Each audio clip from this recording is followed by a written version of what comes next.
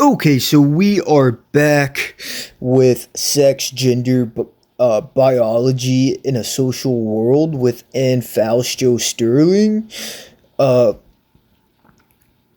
we will be doing the second part of chapter one. So this is Caster Semenya. I am not joking with you about that name. It is Caster Semenya. This is what it looks like. Exactly. Semenya Caster. I mean, come on, dude. Like, so unlike Nori may well be, uh, who was biologically male and had no biological abnormalities, and just suffered from confusion. Uh, Caster Semenya here was born with biological abnormalities. So this is a very extreme, not extreme. That's a bet. No. This is a this is a case of true uh, transgenderism, where some of the parts aren't exactly fitting inside of the traditional uh, male and female binary. And, even in the ancient world, we had a name for this, somebody that fell into this region, this gray area. We called it a eunuch. It is not a derogatory term. It is just somebody that is, not male or female. So this is a very interesting case because their story also correlates with sports, and it actually has me thinking, because it's no fault of their own that they are like that. And if they want to be in sports, they should be able to be in sports. But on the other hand, the sanctity of the male and female classification of sports should be upheld. So Caster here has won 2 Olympic gold medals and 3 world championships in the 800 meter. So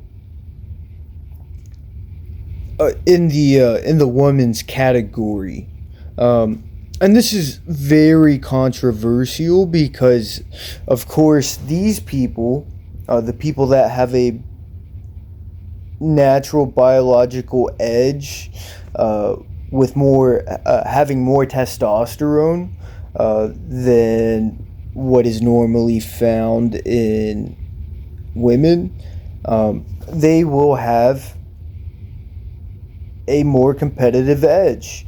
I mean, dude, that bicep is bigger than mine. Like, that's crazy.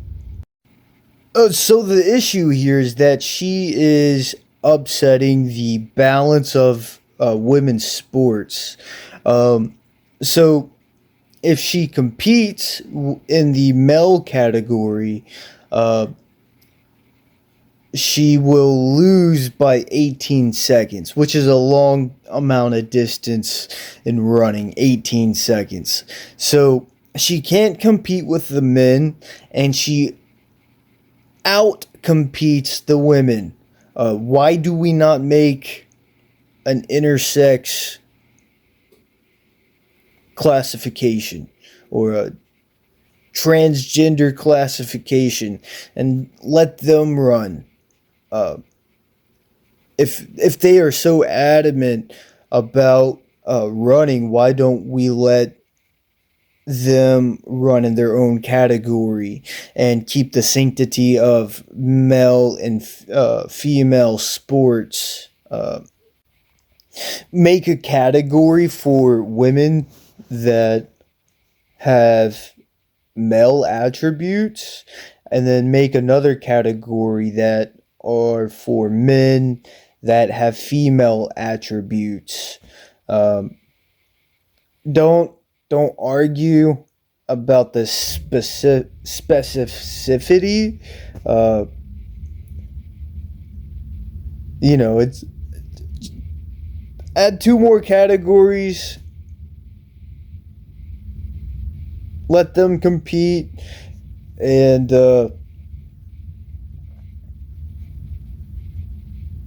yeah. Why do we have to upset the balance for a small minority of the group of the population? In America, this only equates to 0.8% of the population here in America. That is 2.1 million adults and about 3.3% of the youth, and that equals to about 724,000 youth. And so this is a small minority of people. So Anne Fausto-Sterling puts this scenario in the framework of a whimsical idea of questioning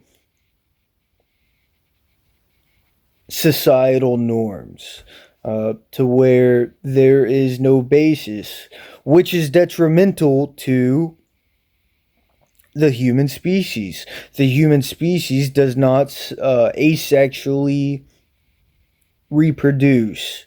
Now, other species of animals can, but humans cannot. If we have an abnormality that prevents us from having offspring, that means bad things. No more humans, right? Um, so I don't think that it is a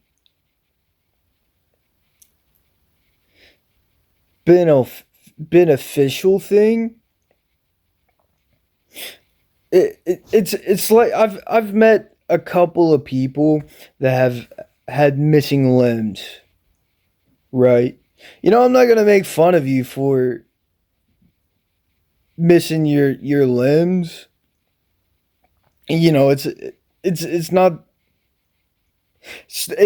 optimal, right? For you to have a missing leg, right? Um, but there's still people. I'm not gonna go out of my way to push somebody down that has a steel leg, uh, like a prosthetic. Like, that's kind of how I see this. Like,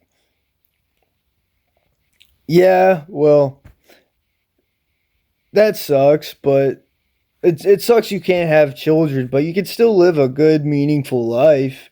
Um, so that's how I see transgenderism. Uh, but Anne Fausto-Sterling here wants to make this a pinnacle of humanity moment. Uh, and I just don't think that is good. I do not think that Caster Semenya's achievement is equal to Michelangelo's David, uh, the creation of man in the Sistine Chapel. Uh, she's competing against women and winning, having a testosterone a hormonal advantage. It is not the same. Here is a video of them running. She's not a real woman. This was probably the most controversial Olympic race ever, and the reason why is shocking. The athlete is Caster Semenya, and she won the 800-meter gold medal easily, breaking the African record. But something was clearly wrong. Semenya has an intersex variation that causes her body to produce testosterone like a man. This gives her a significant physical advantage over the other women. And it doesn't stop there. The silver and bronze medalists also have the same condition. That's why many people say that there were 3 men on the podium, and that the real winner among the women came in 4th place. So not only is it her, but other countries, other competitors, other individuals that are female but have male attributes are also taking over the competition. In the gaming world, we say we need to nerf these players. They are overpowered and dominating this competition. And they do not necessarily fall in line with the parameters set before the competition was set to go. So, I do believe that they have every right that somebody else has to participate and perform sports, but I think that the sanctity of the existing structures need to be upheld. Here is a video of Semenya talking about the hearing that she had because of the accusations that she is a man. And here is her response. But I think the outcome of this case is very important, to pave out, a way for young women so they cannot face, the injustice and, scrutiny, being judged, being dehumanized and, being discriminated. So she's advocating for young women. Meanwhile, she's the manliest woman I have ever seen. But I hope, the judgment, come in our favor. This, for me, I think it's about stepping up and being more into leadership than fighting for competing. Competition is always something that I do best. But at the moment, I've discovered something, that is dearly to my heart, to fight for those who cannot fight for themselves.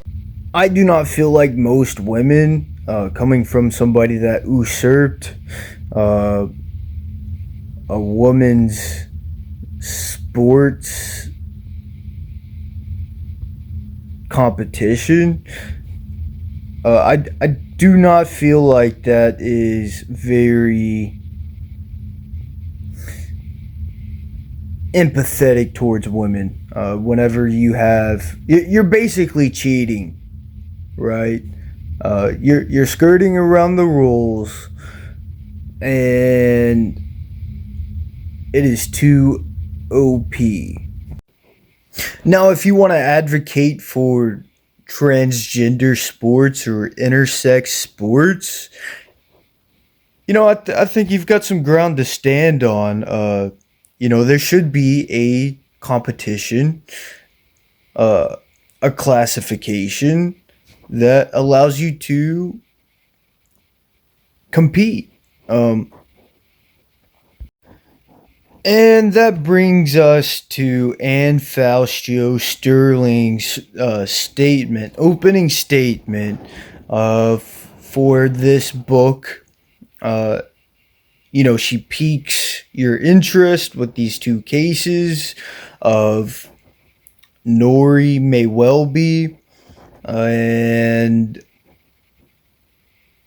Caster Semenya, uh, giving you a little bit of a look into what type of topic is going to be covered. And she ends this chapter by having all of these questions about what is sex, what is gender identity, what is normal, and I do see one thing though.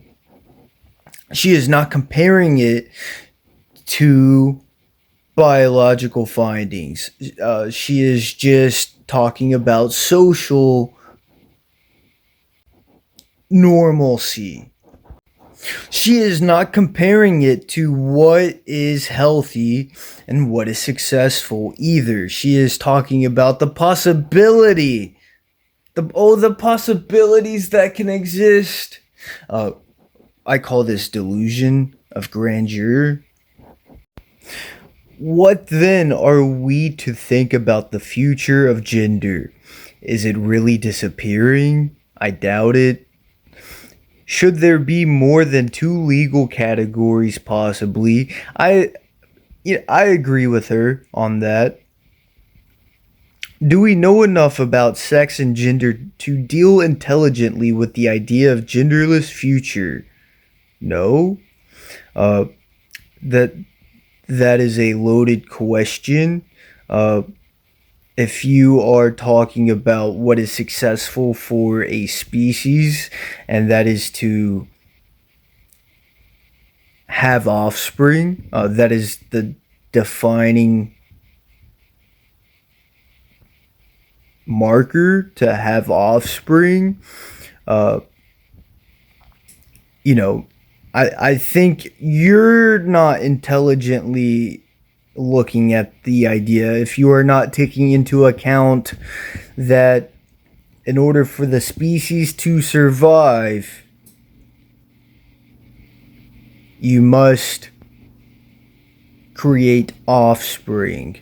Instead of bowing down to the idol of the self, uh, you know, do what is in accord with nature. Um, After all, don't chromosomes that join together at fertilization fix sex and gender for a lifetime? No. Um, don't societies all think more or less the same way about sex and gender? No, they don't. Uh, not anymore. uh, have they always thought the same way about sex and gender? And no again? You see, she is building it up as something that is beneficial. Are we are we losing are we losing ourselves in the sauce here? You're so empathetic to a minority group that you are forgetting the big picture that we must still produce offspring. Yale University, everybody. Like, comment, and subscribe, and God bless.